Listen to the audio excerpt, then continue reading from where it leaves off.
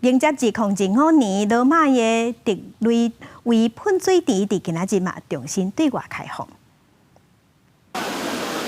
拍摄片对着喷泉甲动车啊，等入去池内面下弯。伫意大利首都罗马的特雷维喷泉，经过要甲3个月清洁甲维护，总算伫2024年继续进行完工重新开放，游客拢真欢喜。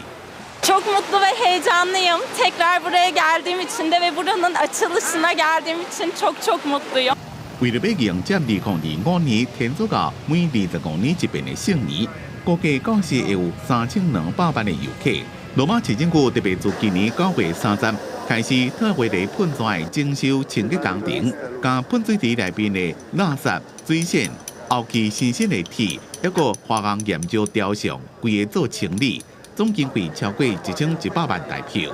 罗马市政府11个伫咧维护期间，一个特别设报道，让游客让对顶头看落去。 Tutta la cortina laterizia, tutte le parti in elevato intorno alla fontana, abbiamo anche tolto le patine biologiche, cioè quindi tutto il verde che c'era e anche delle bordure nere di sporco da tutte le parti della fontana. Si nota il restauro effettuato e sinceramente pensavamo di trovare ancora quella passerella, quelle impalcature, invece i lavori penso siano stati molto veloci.